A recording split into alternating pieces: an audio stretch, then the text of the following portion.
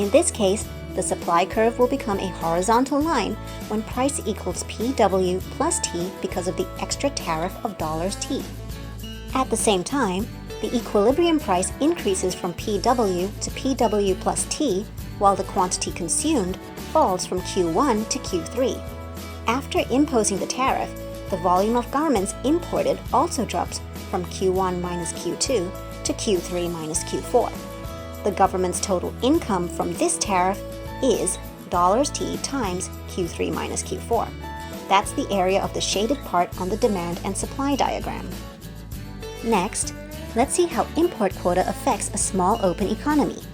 An import quota is the maximum quantity of a good that can be imported into a country allowed by the government. For example, country X now imposes a quota of 100 units on the garments imported from country Y. Then, country X can only buy no more than 100 units of garments from country Y. How does this import quota affect the equilibrium price and quantity of the good concerned then?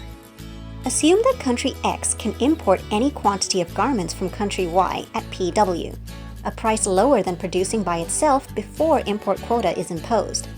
Therefore, as explained before, the supply curve would become a horizontal line when price equals PW.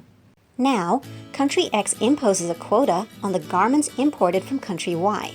When price equals PW, country Y can only export garments to country X at a quantity not exceeding the quota, so the horizontal supply curve only extends to point H when price equals PW.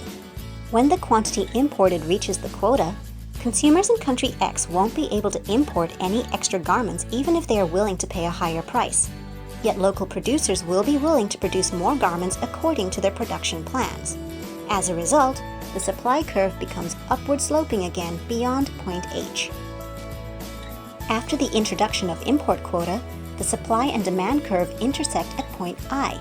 Therefore, the equilibrium price increases from PW to PQ, while the equilibrium quantity falls from Q2 to Q4.